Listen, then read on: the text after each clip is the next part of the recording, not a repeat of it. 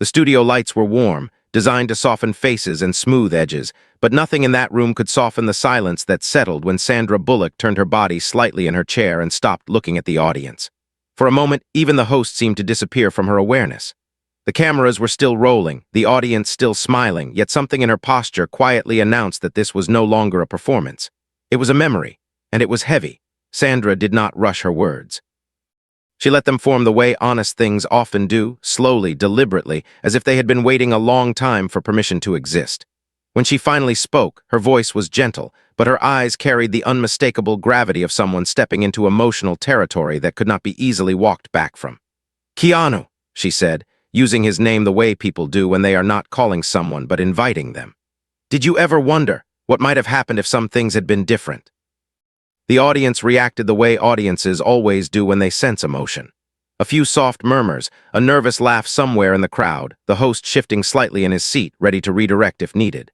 Questions like this on shows like these were usually followed by humor, by nostalgia packaged neatly into stories that could be applauded without consequence. But Keanu Reeves did not smile. He did not lean back. He did not answer quickly. Instead, he lowered his gaze just for a second, long enough for the quiet to stretch into something uncomfortable, long enough for the moment to become real. In that pause, something fragile moved through the room. Not scandal, not spectacle, something human.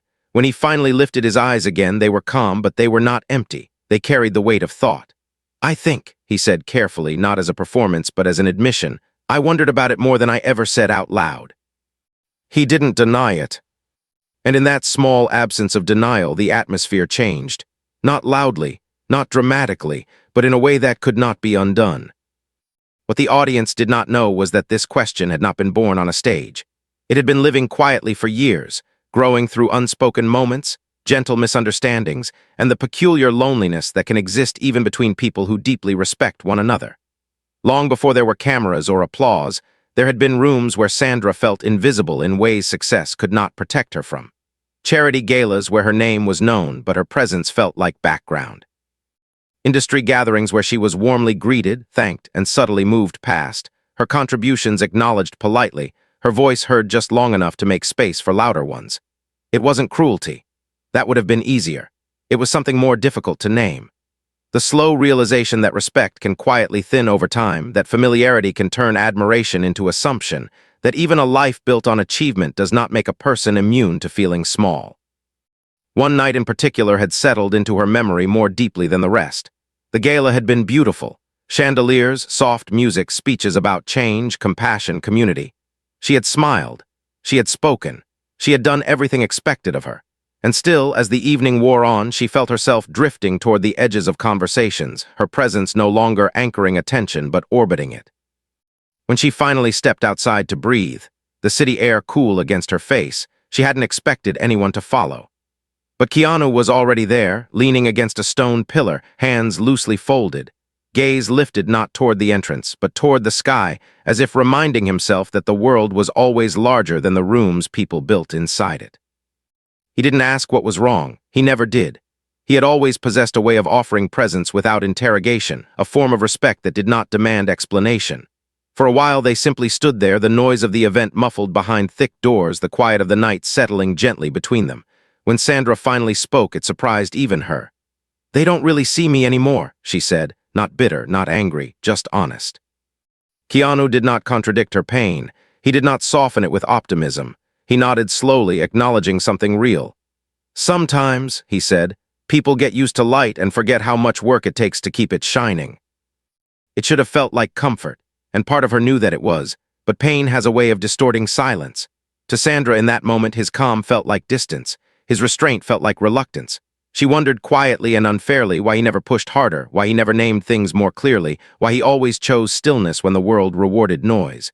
She did not know that his silence was not emptiness, but discipline, a way of honoring people without turning them into statements, a way of protecting relationships from becoming performances.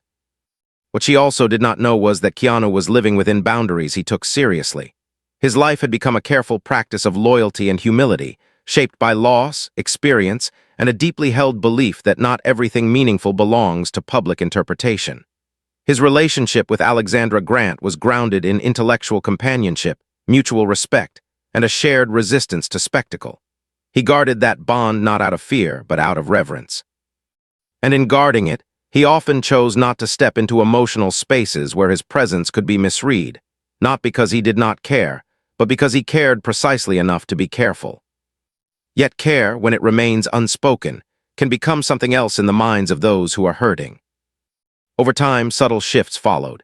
Invitations spaced further apart, conversations less frequent, nothing dramatic, nothing anyone could point to, just the quiet drift that happens when assumptions begin to replace understanding. Sandra heard whispers that she never asked about. So did Alexandra. The industry has always loved narratives where kindness becomes mystery and humility becomes suspicion. Lines were drawn where none had existed, and slowly, without intention, space grew. The night that everything first truly shifted did not happen on a stage. It happened in a small, private conversation, long after applause had faded from their shared history. Sandra had asked, "Did I ever matter the way people say I did?" And Keanu, true to himself, had paused then too, not because he did not know, but because he believed that words deserved accuracy. "You mattered," he said gently, in ways that didn't need ownership. The sentence stayed with her, not because it was unkind, but because it was precise. And precision can hurt when it reveals how much we wanted something to mean more or differently than it ever could. Years later, when the studio audience leaned forward and the cameras captured the stillness in his face, they believed they were witnessing a beginning, but they were not. They were witnessing the surface of something long in motion. And as applause eventually filled the space his pause had created, what no one yet understood was that this moment was not about romance or regret or nostalgia. It was about respect, about how easily it is overlooked, about how deeply it is felt, and about how damaging it becomes when silence is mistaken for absence. When the show cut to commercial and the lights dimmed slightly, Sandra looked away, steadying herself in a way only someone confronting an old truth needs to. Keanu folded his hands again, the same quiet posture he had carried for years. He had not denied it, not because he owed the world an answer, but because sometimes acknowledging the truth is not about satisfying others. Sometimes it is the first step toward justice within ourselves. And neither of them yet knew how much that small, honest moment was about to awaken. The morning after the broadcast did not arrive like a sunrise. It arrived like a verdict. The world woke up hungry, and hunger has a cruel way of turning quiet human moments into loud entertainment. Clips were carved into seconds, pauses were slowed down like evidence, and the simplest sentence, spoken with care, was treated like a confession that belonged to everyone. People who had never met them spoke with certainty, as if certainty were a right. Commentators filled airtime with theories. Fans argued in threads that stretched for miles. The studio's calm warmth became a looping backdrop to a story the internet insisted on finishing. Yet the truth was not on the screen. The truth was in the parts nobody filmed. The private ache behind Sandra's question, the discipline behind Keanu's silence, and the quiet strength Alexandra carried as she watched nuance collapse into noise. Keanu moved through that first day with the same understated rhythm he always had, which made the attention feel even sharper by contrast. His phone lit up with messages from publicists, acquaintances, old friends, people who hadn't spoken to him in years but suddenly had concern. Invitations arrived wrapped in flattering language: clarify, share, tell your side, as if his life were a product launch, as if a human connection were a campaign. He didn't react. He read, he listened, he walked. He kept his shoulders relaxed and his breath slow, the way someone does when they know the world is trying to pull them into a kind of chaos that doesn't match their values. He understood the machinery. He understood how easily sincerity becomes fuel, how quickly humility is mistaken for guilt, how the absence of denial can be reframed as uncertainty, and how uncertainty is the favorite playground of people who profit from spectacle. He also understood something else, something most people don't grasp until they've been misread publicly. Once a narrative has started, you don't fix it by feeding it. You starve it by refusing to become its performer. Sandra, meanwhile, had a different kind of morning. She didn't wake to scandal, she woke to consequences. The question she asked on stage had not been reckless. It had been something she carried for years like a stone in her pocket, always there, always felt, never shown. But seeing it echoed back at her through strangers' opinions did something to her that surprised her. It wasn't embarrassment, it wasn't regret. It was a kind of exposed vulnerability, the feeling of having spoken from a place that was tender and true, only to watch the world grab that tenderness and reshape it into something sharp. She sat at her kitchen counter with a mug growing cold between her hands, watching headlines flare and fade, watching her own face appear beside phrases she never said. She replayed the moment again and again, not because she wanted to relive it, but because she was trying to locate her own intention beneath the noise. She had asked a question about different, not because she wanted to rewrite history, but because she wanted to name how it felt to carry respect that had never fully found a language. She wanted to know if she'd imagined it, if those years of warmth and steadiness were real or simply a story. She told herself to make the quiet make sense. As the hours passed, the internet did what it always does. It chose sides. It built teams out of strangers. It assigned villains where there were none. Some people framed Sandra as desperate for attention. Some framed Keanu as cruel for not giving a more comforting answer. And in the most exhausting pattern of all, people began shaping Alexandra into a symbol, either an obstacle or a victim, without bothering to see her as a human being. Sandra read enough comments to feel her stomach tighten, then stopped. She set her phone face down as if it were something that could burn her. There was a moment, small, private, and unglamorous, where she closed her eyes and realized the deepest sting wasn't the gossip. It was the familiar feeling of being misunderstood for telling the truth gently. In a world that rewards loud emotion, quiet honesty often gets punished first. Alexandra experienced the aftermath differently, not because she was untouched by it, but because she was practiced in seeing beyond the first layer. She didn't panic. She didn't spiral.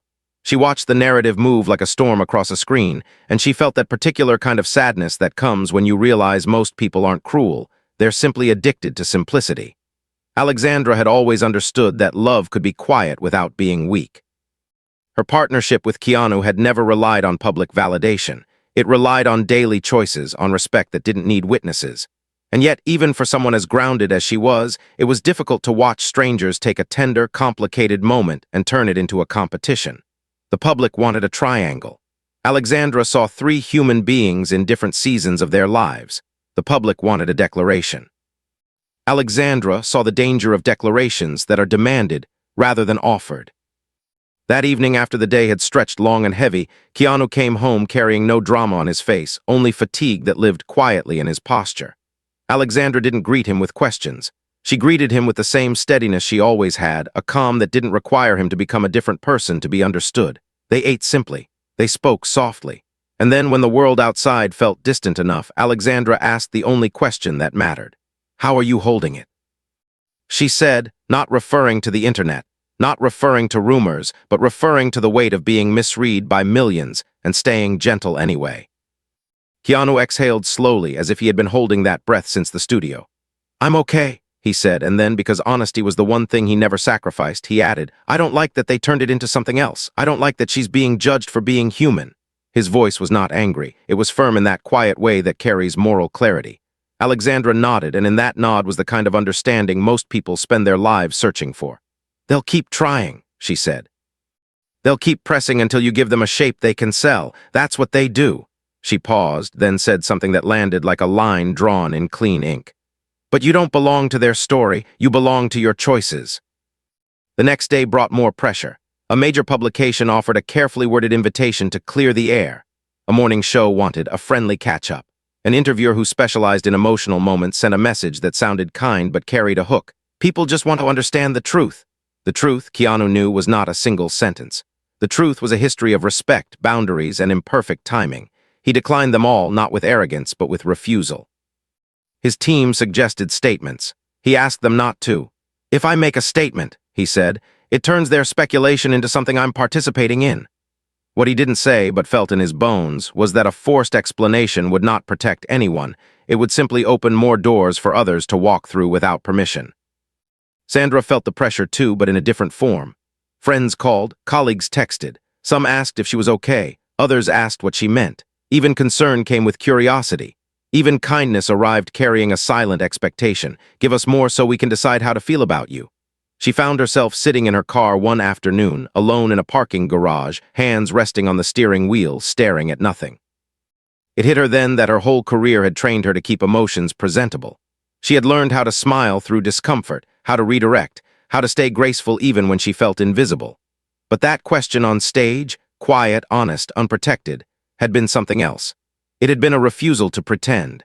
And now the world was punishing her for it, just like it punishes so many people in ordinary lives who dare to speak gently about something that hurts.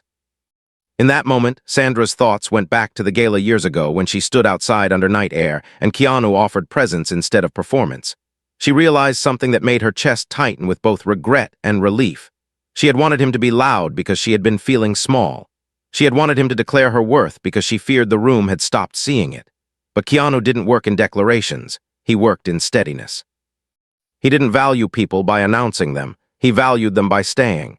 And she, shaped by an industry that treats attention as proof, had misread steadiness as distance. Still, understanding didn't erase emotion. If anything, it deepened it. Sandra began to feel the weight of what she'd carried for years, not unrequited romance, not melodrama, but the complicated ache of connection that was real and yet never allowed to become fully named. She didn't want to disrupt Keanu's life. She didn't want to become a story. She wanted to feel seen in the way she once had, when two people could sit in silence and have that silence mean something safe. She realized she wasn't grieving a relationship. She was grieving timing, the kind that slips through your fingers without ever announcing it was leaving. Alexandra, in her own quiet way, was observing the deeper injustice underneath all of it. She saw how quickly the public turned two women into symbols and expected them to compete. She saw how easily a man's restraint was treated as suspicious, while loudness was treated as authenticity. She saw how the world demanded vulnerability, but only the kind it could digest quickly, only the kind that could be clipped and captioned. And she saw, perhaps most clearly, how society often punishes emotional maturity because emotional maturity is not entertaining. It is not explosive. It does not give you villains. It gives you nuance, and nuance is a language the internet refuses to learn unless it has to. On the third day, something happened that no one expected because it didn't happen online. It happened in a small place where cameras weren't invited. A community center on the edge of the city hosted a quiet fundraiser for youth mentorship programs. Nothing glamorous, no red carpet, no trending hashtags. Keanu had agreed to attend weeks earlier, long before the studio moment. Sandra had been invited too, and she had almost canceled, fearing the attention, fearing the questions, fearing that her presence would be framed as a statement. But she went anyway, because she was tired of letting the world's hunger decide where she could exist. Alexandra came as well, not to manage anything, not to supervise, but because she believed in showing up where real life happens, where the value of a person isn't measured by headlines, but by how they treat others when no one is clapping. The room was simple: folding chairs, paper cups, a few posters drawn by kids that said things like hope and thank you in uneven handwriting. And in that room, something shifted. There were no cameras to perform for. There were no questions designed to corner anyone. There were only people and the quiet work of being decent. Keanu spoke briefly, not about rumors, not about what happened, but about respect as an active practice. He talked about listening as courage. He talked about how kindness is often mistaken for weakness, and how the world pressures you to prove your worth loudly. He didn't preach. He didn't dramatize. He simply spoke as someone who had learned that integrity is not a brand, it is a habit. Sandra sat in the second row, surrounded by volunteers, and felt her throat tighten for reasons she couldn't explain to anyone. Alexandra stood near the back, watching not the audience, but the way the room responded, quietly, steadily, as if people were finally hearing a language they recognized from their own lives. After the short talk, when people moved around, when kids ran past holding flyers, when volunteers laughed softly, Sandra found herself near a table with donated books. Keanu approached, slow and respectful, the way you approach someone when you don't want to make them feel cornered. There were people nearby, but no one was listening closely. Not because they didn't care, but because the moment didn't announce itself. It didn't demand attention. Keanu glanced at the books, then looked at Sandra. "You okay?" he asked simply. The same question he hadn't asked years ago outside that gala because he had been trying not to pressure her. Sandra swallowed, then nodded, but her eyes carried more truth than her head movement did. "I didn't mean to make it into this," she said softly, her voice tired of being interpreted. "I asked because I needed to know if I was crazy for feeling it." Keanu's face didn't change much, but something in his gaze softened, as if he was placing something fragile down carefully instead of holding it alone. "You're not crazy," he said. "You're human." He paused, then added, "And I should have told you." My silence wasn't absence. It was me trying to respect everything at once. Sandra let out a slow breath that felt like it had been trapped for years. For a moment, she didn't feel like a headline or a symbol. She felt like a person who was finally being spoken to directly without an audience translating every word. "I thought," she admitted, "that if you didn't say it, it meant it wasn't real." Keanu shook his head gently. "No," he said. "Sometimes I don't say things because I know how easily they become something else. But the fact that I didn't say it doesn't mean it wasn't true." It was not a romantic confession. It was not a dramatic climax. It was something far more powerful for the kind of story you're building, a quiet correction, a restoration of dignity. The kind of moment that teaches a moral without preaching it, showing that misunderstanding can damage people even when no one intended harm, and that real justice sometimes means repairing what was misread rather than punishing what was never malicious. Across the room, Alexandra looked over briefly and saw them speaking. She didn't stiffen. She didn't react like a rival because she wasn't one. Her eyes carried a calm intelligence, the recognition that honoring the past does not threaten the present if the present is strong. When Keanu met her gaze later, he didn't need to explain. She simply nodded once, the kind of nod that says, "I see you and I trust you." And in that moment, the story gained its true foundation, not a triangle. Not drama, but emotional maturity in a world addicted to chaos. A lesson in how people can be connected without ownership, how respect can exist without competition, how love, romantic or not, should never become a weapon used for public entertainment. That night, Sandra returned home and did something she hadn't done in a long time. She wrote, not for the public, not for a project, for herself. She wrote down what she learned, that the world teaches you to measure your worth by loud confirmation, but some of the deepest respect you will ever receive comes in quiet forms, presence, consistency, a person standing beside you when you feel small. She wrote that she had spent too long interpreting silence through the lens of fear, and that she wanted to learn a new language, the language of steady people who don't perform care but live it. And when she finished, she didn't feel resolved. She felt anchored, as if the ground under her had finally stopped shifting. Keanu, in his home, sat with Alexandra in a quiet room where no screens were playing. He told her about the brief conversation, not because he was obligated, but because he believed honesty is a form of respect. Alexandra listened without interruption, then said something simple that held immense power. "The world wants you to choose a story," she said. "But you don't have to choose a story, you only have to choose what's right." Keanu nodded, feeling the weight of that truth settle into him like a steady hand on the shoulder. Outside, the internet continued to churn, but inside, something was changing.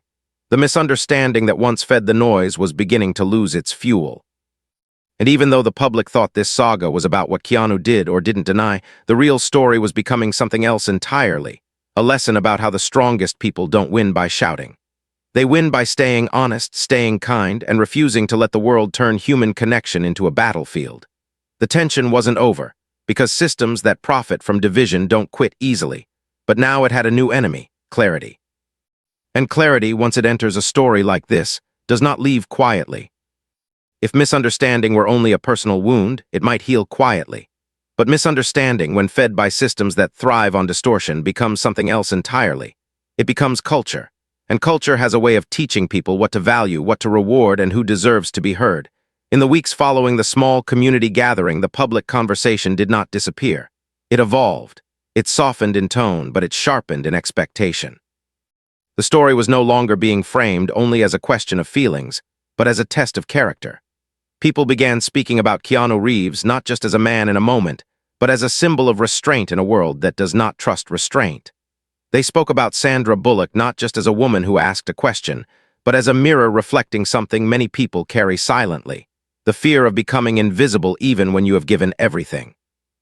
And they spoke about Alexandra Grant not as a person at all, but as a role they could insert into a narrative they were determined to simplify. The deeper injustice was now fully visible. The world was not interested in truth. It was interested in comfort. And comfort, for many, comes from stories that assign positions instead of honoring complexity. Sandra felt this shift more deeply than she expected. The messages she received changed from speculation to projection. People wrote to her not to ask what she meant, but to tell her what she represented. Some saw her as courage, some as regret, some as proof of lost chances. And while many of the messages were kind, they carried a subtle violence of their own. They reduced her lived experience into slogans. They asked her to carry the emotional weight of strangers' unresolved lives. She would sit late at night, reading a few lines at a time, feeling something heavy gather behind her ribs. She realized that what unsettled her was not the attention, but the way attention erases nuance. No one asked about the years of respect. No one asked about the dignity of boundaries. No one asked about the cost of being gentle in an industry that rewards spectacle. They wanted her pain, but only if it arrived packaged as drama. They wanted her vulnerability, but only if it could be consumed quickly. That realization took her somewhere unexpected. It took her back to the earliest years of her career, when she had first learned that the world listens differently to people depending on how loudly they arrive. She remembered rooms where her warmth had been read as weakness, where her collaborative nature had been mistaken for uncertainty, where her refusal to dominate space had been interpreted as permission to overlook her. She remembered how hard she had worked to build not just success, but respect, only to discover that respect is often conditional, extended more generously to those who perform power than to those who live integrity. Sitting alone in her home, long after the city outside her windows had quieted, Sandra understood something with new clarity.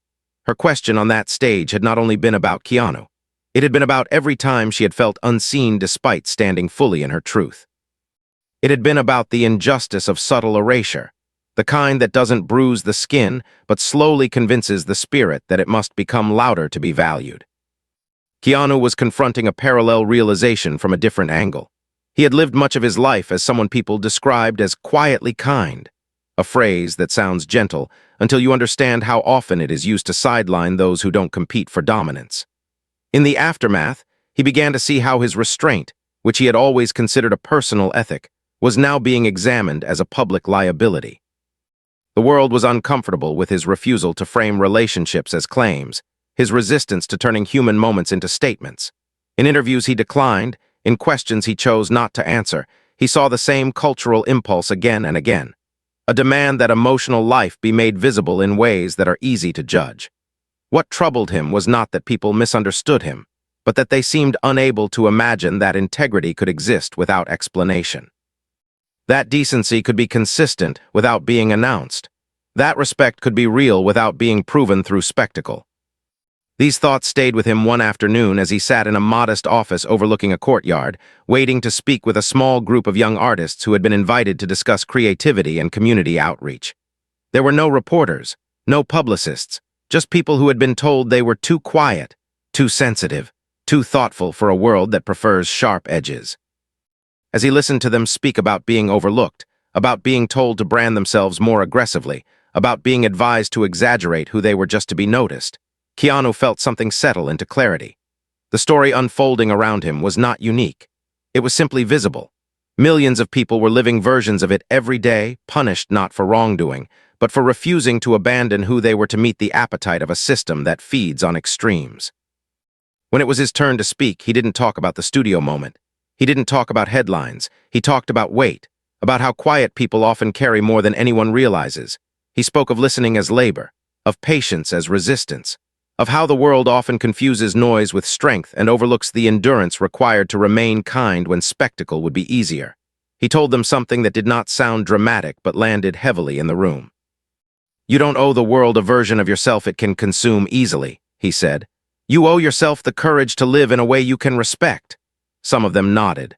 Some of them cried quietly, not because he was famous, but because he was naming something they had never been taught to value. Alexandra Grant observed these developments with an awareness shaped by years of navigating intellectual spaces, where ideas are often louder than people.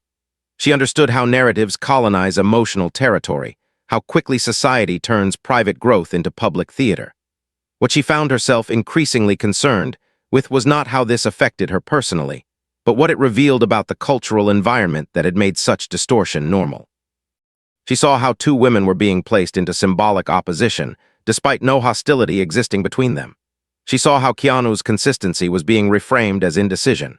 She saw how people demanded emotional transparency, but only in ways that confirmed their expectations. And she recognized the deeper injustice beneath it all, a system that teaches people to distrust gentleness, to interrogate humility, and to treat emotional maturity as suspicious because it cannot be easily monetized. This awareness did not turn Alexandra inward, it turned her outward.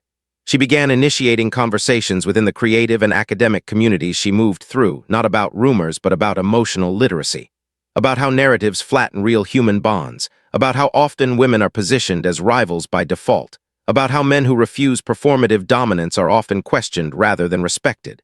These discussions did not trend. They did not go viral. But they took root in quieter spaces where ideas actually grow, workshops, small forums, private gatherings, and slowly something meaningful began to form. People were not talking about what happened. They were talking about what it meant. They were examining the cultural reflexes that had made misunderstanding so profitable in the first place. Sandra felt the impact of this shift in a way that surprised her. Letters began arriving that were different from the first wave.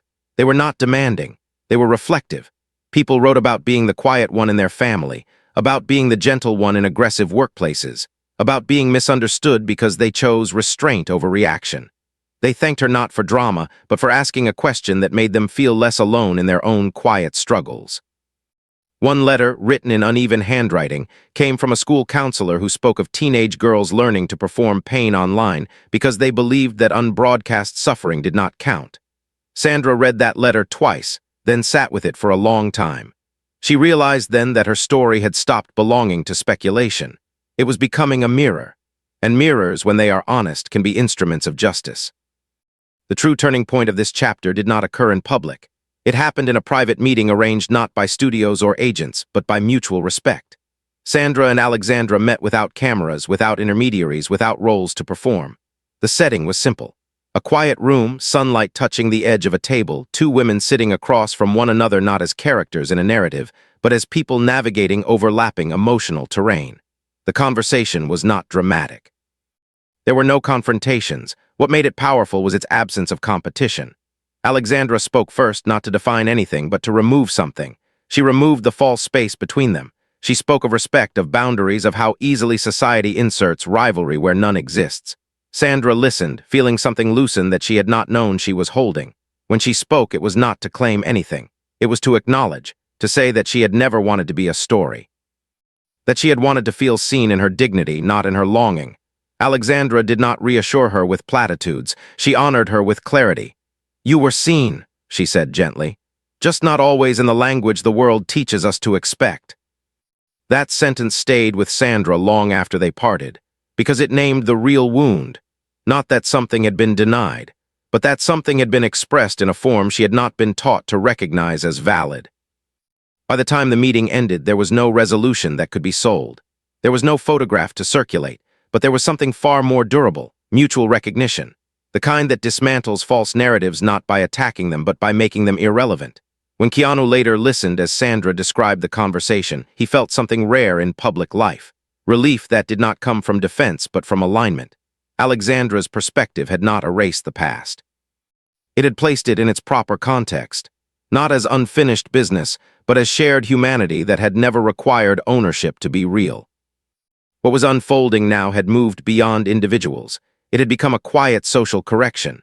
Articles began appearing not about romance, but about restraint, about the cost of being gentle in competitive cultures, about how often emotional responsibility is mistaken for emotional absence. Commentators who had once demanded clarity now found themselves discussing something more uncomfortable: their own expectations. Educators referenced the moment when speaking about empathy. Counselors used it to talk about misinterpretation. And slowly, the story was no longer about what Keanu Reeves did or didn't deny. It was about the injustice of a society that struggles to honor quiet integrity. The tension, however, had not disappeared. Systems that profit from distortion rarely surrender easily. There were still voices pushing for declarations, still incentives built around confrontation. And soon, that pressure would crystallize into something more direct. Because when quiet people refuse to perform, the world often escalates. It seeks to force a climax. And what lay ahead would test whether integrity could hold not only against misunderstanding, but against a structure designed to exhaust it. There is a moment in every story where misunderstanding stops being passive and becomes deliberate. It happens when confusion is no longer enough to sustain attention, when nuance no longer satisfies appetite, and when the system that feeds on distortion decides it needs something louder. For Keanu Reeves, Sandra Bullock, and Alexandra Grant, that moment arrived not as an attack, but as an invitation. It arrived polished, flattering, and carefully framed. A major televised network announced a special segment on emotional truth in Hollywood, promising sensitivity, depth, and space for reflection. The producers did not ask for gossip. They asked for healing. They did not request confrontation. They requested clarity. But beneath the language of empathy lived the unmistakable architecture of spectacle. The segment was being designed as a conclusion, and conclusions are dangerous when they are demanded rather than discovered. The offer reached Keanu first. The language was gentle, respectful, almost admiring. They spoke of the impact his quiet response had made. They spoke of viewers who needed to hear more. They framed it not as publicity but as service. A chance, they said, to guide the narrative towards something positive, to prevent further misinterpretation, to give people closure. Keanu listened without interruption. He had heard this vocabulary before. It always arrives dressed as responsibility. It always carries the same implication. If you do not give us a shape we can sell, we will continue shaping one for you. When the call ended, he did not feel angry. He felt something more precise. He felt the weight of being positioned as a solution to a problem he had not created, and he understood that this was not about him speaking. It was about the system reclaiming control over a story that had slipped out of its grip. Sandra received her version of the invitation the same afternoon. Hers was framed more emotionally. They spoke of how brave her question had been, how many people had found themselves in her vulnerability. They suggested a conversation that would allow her to tell her side without interruption. They promised a supportive environment, a moderated discussion, space to finally say what you couldn't on that stage. The words settled into her slowly, and as they did, she felt the familiar tension between empowerment and exploitation. She knew the seduction of such offers. She knew how easily a platform could feel like justice. And she also knew how often platforms harvest emotion the way industries harvest resources, extracting what is most tender and leaving the person to manage the aftermath alone. Alexandra, when she learned of the proposals, did not react with alarm. She reacted with clarity. She recognized the pattern as something older than celebrity culture. It was the institutional impulse to resolve complexity through performance, to turn emotional labor into content, to transform people's inner work into public satisfaction. What concerned her was not whether they could handle such an appearance. It was whether such an appearance would betray the very lesson that had begun emerging. That dignity does not require demonstration. That growth does not demand an audience. That justice is not always loud. They met privately, away from schedules and advisors, in a space that did not carry the language of strategy. What unfolded was not a debate. It was a reckoning. Keanu spoke first, not about fear, but about responsibility. He said he understood that silence can sometimes feel like evasion, that people often need words to locate meaning. But he also said that he did not believe he had the right to transform real relationships into public conclusions. Sandra listened, feeling both the pull and the resistance inside herself. Part of her wanted to speak, to name what she had carried, to reclaim her voice from interpretations. And another part of her, quieter but steadier, recognized that not every truth becomes truer when broadcast. She spoke then of how the aftermath had revealed something she had not anticipated, that the most painful part had not been the misunderstanding, but the way the world treated her vulnerability as raw material. That she did not want her healing to become a product. Alexandra's voice entered the conversation not as arbitration, but as anchoring. She spoke of the cultural damage caused when emotional accountability is replaced with emotional entertainment. She spoke of how often women are encouraged to narrate their pain publicly in the name of empowerment, only to be consumed by audiences who do not protect what they take. She spoke of how men are pressured to confess rather than to model consistency. And she spoke of how systems that thrive on outrage struggle deeply with stories that end not in triumph, but in understanding. They don't want alignment, she said calmly. They want a climax. The word settled heavily between them because it named exactly what all three felt. The invitation was not about clarity, it was about resolution. A neat emotional package the world could applaud and then move on from. But their story did not belong to that structure. It was not a wound to display. It was a lesson in progress. What made the decision difficult was not fear of backlash. It was compassion. They knew that many people following the story were not malicious. They were simply seeking language for their own confusion, their own unspoken experiences. The question became whether participating in a manufactured conclusion would truly serve those people, or whether it would reinforce the very system that teaches them to look outward for closure rather than inward for understanding. The pressure intensified. Articles appeared predicting the big conversation. Anonymous sources spoke of talks in progress. The idea of a public reckoning began to feel inevitable, and inevitability is one of the system's most powerful tools. It convinces people that participation is not a choice but a duty. Sandra found herself one evening sitting in a darkened room, television muted, headlines scrolling across the screen, feeling the old reflex stir within her. The reflex to step forward, to clarify, to smooth discomfort. She had spent a lifetime doing that, being gracious, being available, being open, and she had paid for it more times than anyone knew. She closed her eyes and asked herself something she had never asked so honestly before. Who would I be protecting if I spoke? And who would I be betraying? The answer came not as a sentence, but as a feeling. A quiet certainty that if she allowed her most personal emotional work to be framed as public resolution, she would be surrendering the very ground she had begun to stand on. She would be letting a system define the shape of her healing. And that, she realized, was not courage. It was compliance. Keanu reached a similar place through a different path.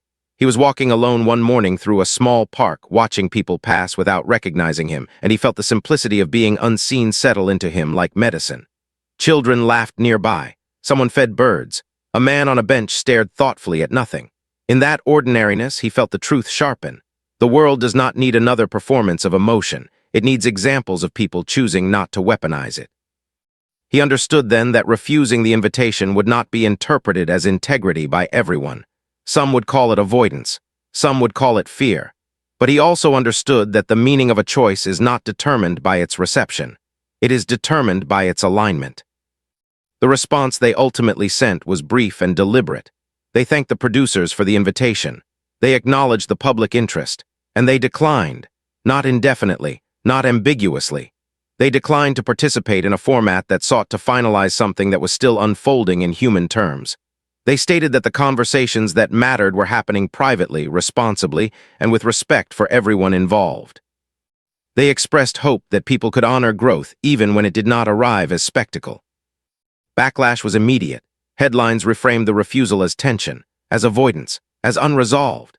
Commentators speculated that something must be hidden if it was not being shared. And yet, alongside that noise, something else emerged. A quieter response, slower but more enduring. People wrote about the relief of seeing someone refuse to turn their inner life into content.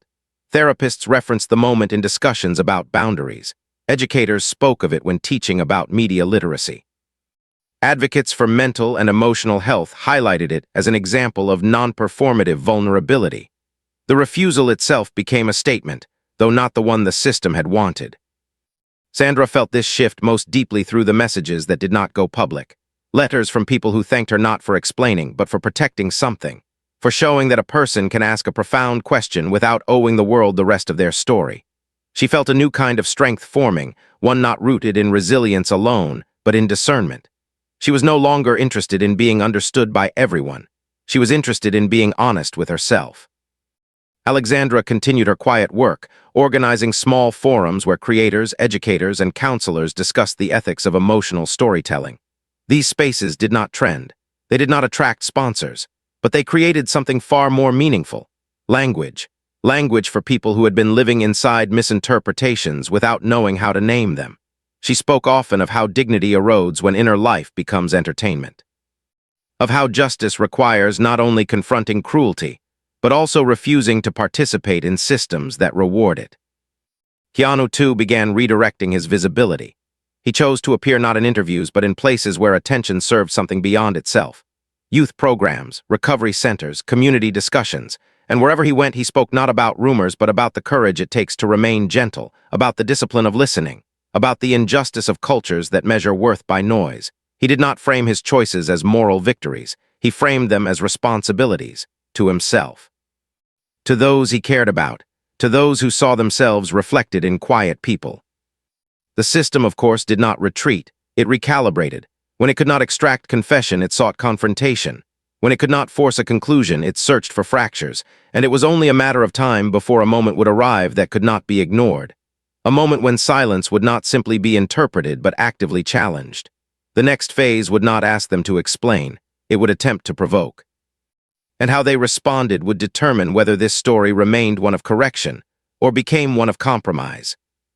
Because justice, when it moves beyond misunderstanding and into refusal, often meets its most difficult test, not when it is opposed, but when it is invited to betray itself in the name of peace. When a system can no longer extract participation, it turns to provocation, and provocation rarely arrives as hostility.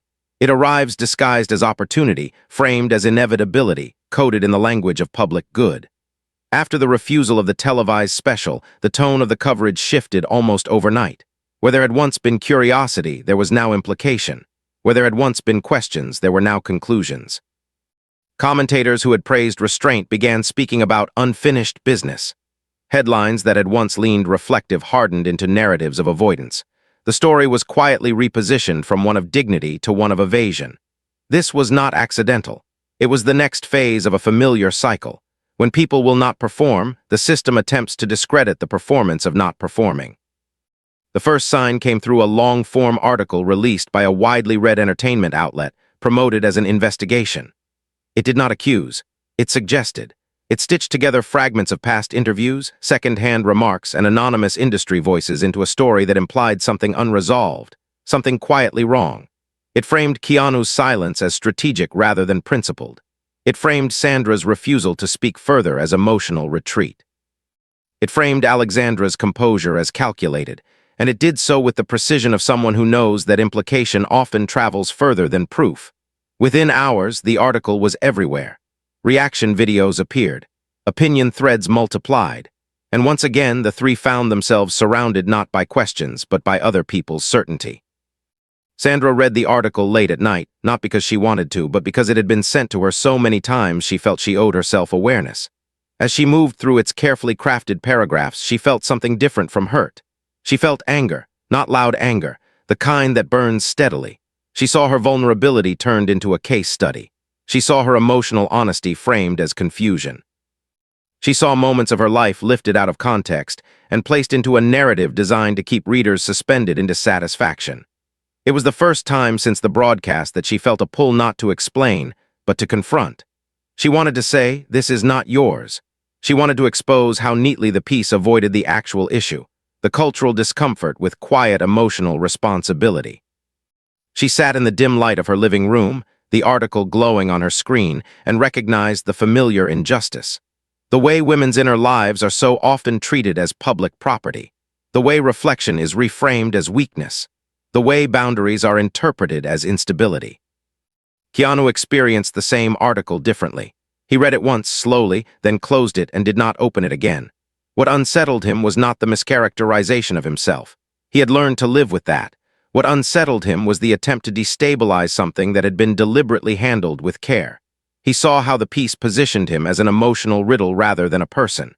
How it suggested motives where there were values. How it quietly invited readers to mistrust consistency because mistrust fuels engagement.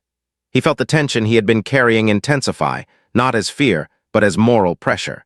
He understood that there comes a point where refusal alone is not enough. Because silence, when misused by others, can begin to serve the very distortion it was meant to avoid. Alexandra recognized the article for what it was even more quickly, not journalism but narrative management. She saw the familiar pattern: when people will not give you a story, you invent one. And she knew that this stage was the most dangerous because it did not seek participation. It sought erosion, the erosion of credibility, the erosion of emotional authority, the erosion of the very ground on which quiet integrity stands. She did not panic, but she did something deliberate.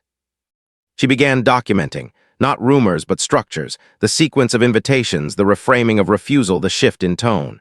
She reached out to people she trusted across media ethics, education, and advocacy, not to defend herself, but to analyze what was unfolding. What emerged was not a response plan. It was a diagnosis.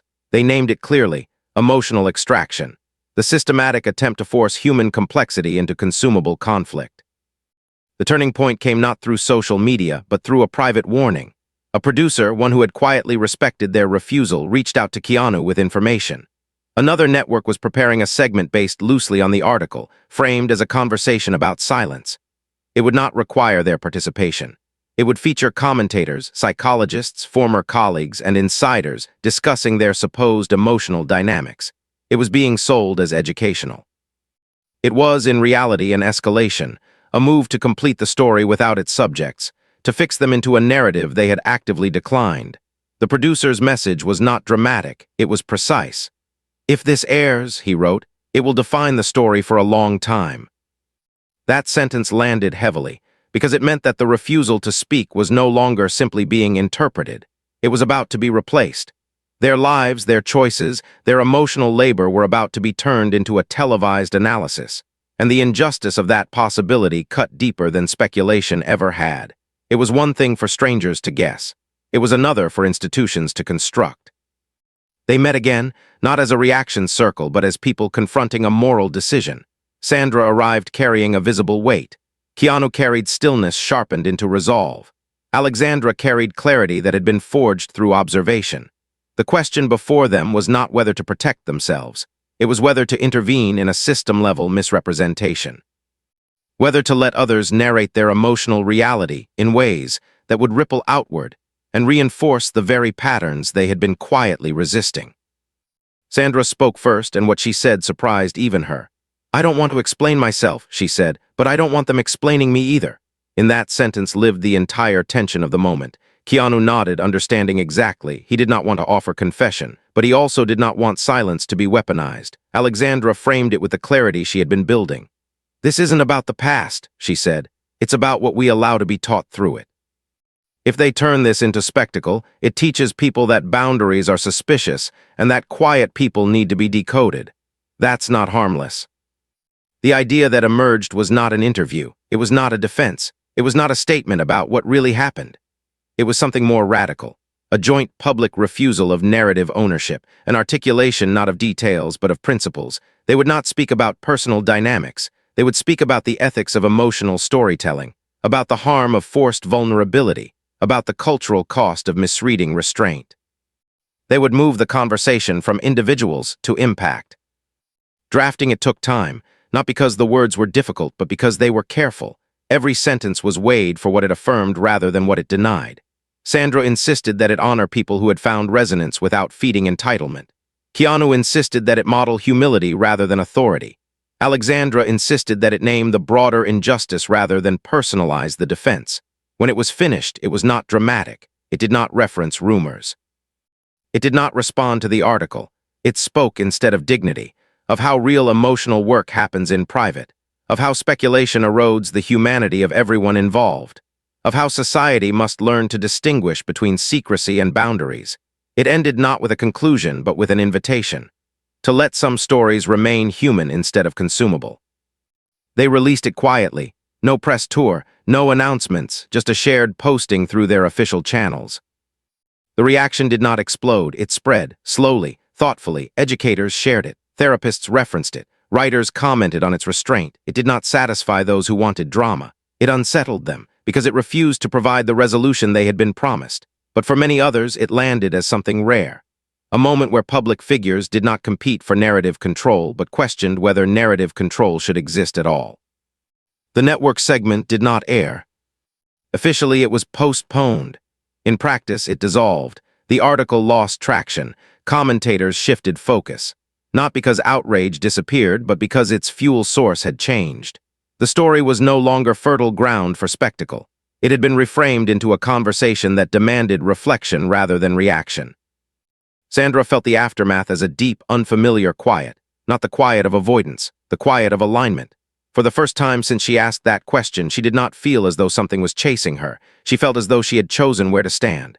Keanu felt something similar but heavier. The recognition that integrity is not only something you live, sometimes it is something you must actively defend, not with noise, but with principle. Alexandra felt neither victory nor relief. She felt confirmation, that refusing distortion is itself a form of justice. Yet the story was not finished, because there remained one final piece that had not yet been fully addressed, not the public misunderstanding, not the system pressure, but the internal closure. The place where personal reckoning completes what social resistance begins. That reckoning would not happen in articles or statements. It would happen in a space so small and unremarkable that no one would ever think to look there, and it would change everything that remained. The end of a public storm rarely announces itself. There is no final headline, no closing argument, no collective moment when the world agrees that it is time to move on. Attention simply drifts. The next spectacle arrives. The algorithms find new urgency. And what remains is not silence, but space. Space where people are left alone again with the parts of their lives that were never meant to be negotiated by strangers. For Keanu Reeves, Sandra Bullock, and Alexandra Grant, that space did not feel empty. It felt earned. The kind of quiet that only comes after something heavy has been carried without dropping what matters. In the weeks following the joint statement, invitations slowed. Articles softened into retrospectives. Conversations migrated from speculation to reflection. And while the story never fully vanished, it lost the tension that had made it consumable. That shift was not an accident. It was the natural result of a narrative that refused to feed on distortion. Without spectacle, there was little left to harvest. Yet beneath that external settling, something far more important was taking shape. The personal resolution that could not be written, broadcast, or summarized. The one that happens not between public figures, but between people. Sandra found hers in an unexpected place. Not in a grand conversation, not in a symbolic moment, but in the ordinary. She had returned to a small coastal town where she had once filmed early in her career, a place where anonymity still existed for her in fragments. One afternoon, she walked alone along a quiet stretch of beach, the sky low and pale, the sound of waves steady and indifferent to everything that had unfolded in recent months. As she walked, she realized something that felt almost like grief and almost like relief. The question she had asked on that stage no longer felt unanswered, not because someone had defined it, but because she had. She understood now that what she had been searching for was not an alternate history, but a different measure of value. She had wanted proof. What she had been offered all along was presence. And presence, she finally saw, does not announce itself. It accompanies. It stands beside you when there is nothing to gain. It does not claim meaning, it practices it. Standing there with the wind touching her face, Sandra felt a gentle, unfamiliar freedom. The freedom of no longer needing that moment to become something else in order to justify what it had already been. She no longer felt compelled to interpret the past through the lens of lack. She could see it now as connection that had been real, limited, human, and dignified. She had not been invisible. She had been valued quietly. And while that had once felt insufficient, it now felt rare. She turned back toward the town with the sense that something old had finally loosened its hold. Not replaced, released. Keanu's resolution came not through distance but through continuity. He did not change his routines, he deepened them. He walked the same streets, he visited the same community spaces. He continued showing up where cameras did not follow, but something in him had clarified. The months of pressure had refined rather than hardened him. He understood now with sharper precision that silence, when chosen, is not retreat. It is responsibility, yet he also understood that silence is not an absolute. It is a tool, and like all tools, it must sometimes be set down, not to satisfy curiosity, but to protect meaning. One evening, in a small gathering that did not carry a program or a title, Keanu spoke briefly to a group of volunteers who had been working with people recovering from loss. He did not reference the past months. He spoke instead about the courage it takes to remain kind when being kind is not applauded, about the strength required to stay gentle in environments that reward dominance, about the discipline of honoring people without owning them. And he said something that those present would carry with them long after the chairs were folded and the lights dimmed. There are parts of our lives, he told them, that will never belong to the world no matter how visible we become, and protecting those parts is not hiding, it is choosing where our humanity is allowed to live. In speaking that, he felt something align, not relief, purpose. Alexandra's resolution had been unfolding quietly for much longer. For her, the events of the past months had not altered her values. They had illuminated their necessity. She continued her work in art and education, but now with a sharper emphasis on emotional authorship. She created spaces where people could explore their inner narratives without pressure to publish them. She spoke about the right to complexity, about the danger of turning growth into performance, about how often society demands that women carry emotional labor publicly while men are interrogated for not doing so loudly enough. Her work did not trend, it transformed. And in that, she found a profound affirmation. That real change rarely looks like a wave, it looks like a shift in ground. The three of them met one last time in the context of this story, though none of them thought of it that way. There was no agenda, no symbolism. They met because they had become people who could sit in the same room without roles pressing between them. They spoke easily. They laughed quietly. They shared nothing the world would have found useful. And in that ordinariness lived the true conclusion, the moment when a story no longer needs to be resolved because it is no longer unfinished. Sandra thanked them both, not for answers, but for the way things had been handled. Keanu responded not with reassurance, but with appreciation. Alexandra, listening, felt the rare satisfaction of witnessing something remain intact in a culture that often tears everything into narratives.